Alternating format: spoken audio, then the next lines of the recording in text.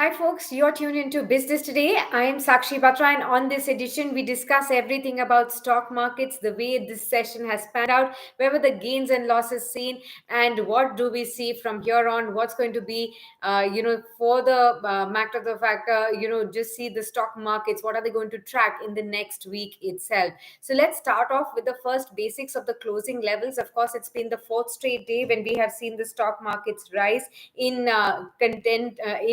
continuous trade sessions that we have seen, and that's been a big breather because we have been seeing the wrath of the Ukraine Russia war, the rise in crude oil prices that has been taking a toll on the stock markets in India.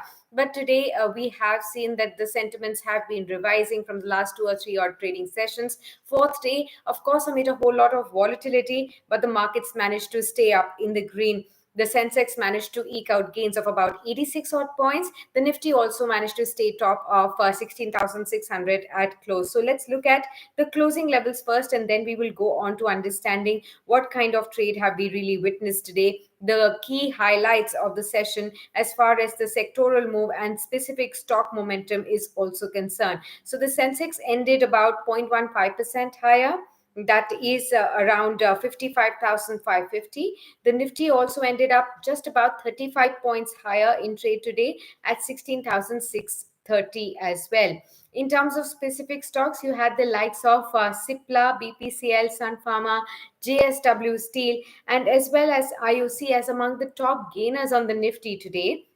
On the losing side, if you see Nestle, Maruti, Tata Consumer Products, Hindalco, and NTPC, these were among the laggards today. But pharma indices definitely made a comeback. These stocks eked out almost 2% gains on the index level. Oil and gas indices also added about 1%.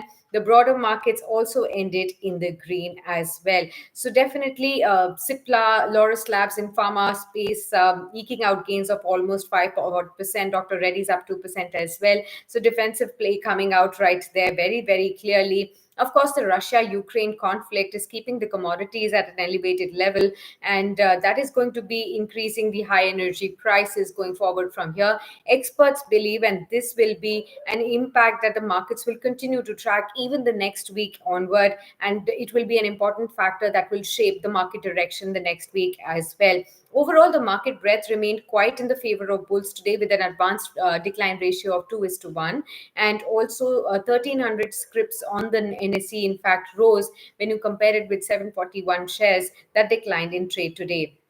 Another fact of the matter that came, or the news flow that was important to track today, was the SIAM data on the vehicle sales last month as well. So, Indian passenger car sales are down 6% in the month of February as chip shortage continues to weigh on the sentiment of the auto sector, something that for the last 1 year itself has been a major concern for all the auto majors, be it the two-wheelers, be it the four-wheelers, or also when you talk about the new age emerging electronic companies as well, which also use chips. So that has been a major concern as well.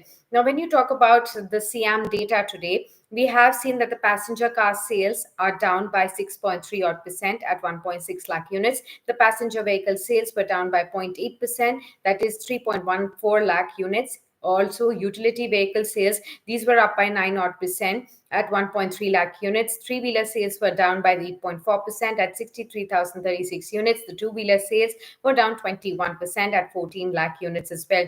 When you talk about the supply side issues such as chip shortages, cost increases due to regulations, greater logistics costs and commodity prices contributed to the decline in sales overall speaking. So that's how the volatile session really shaped out. We had opened up very in fact we had opened up on a lower note, but quickly the markets bounced back into the green. We were seeing some sharp gains coming through on the benchmarks, the Sensex and the Nifty, right in the first half of trading action. Throughout the day, there was a lot of choppiness, and the markets cooled off a bit and off the day's high point, but managed to stay up in the green. And that's what the highlight is of the stock markets. Going forward from here, we are entering into a weekend But remember that Ukraine-Russia war has entered its 16th day.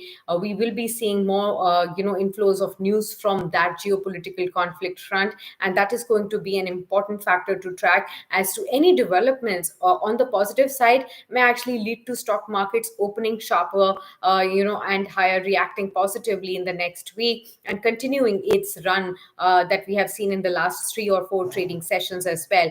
But in case things get for the worse, in case we again see some turmoil in the crude oil or commodity prices, that will again be an important factor to track, because that could somehow play spoil spot in the Indian market sentiment as well. So everything depends on the macro cues, the news flows that are coming in on a day-to-day basis. That will be important to track as far as stock markets are concerned. I'll keep you posted with everything that's developing in the world of stock markets and business news. So do stay tuned onto business today, because a whole lot is coming up right up next also for you.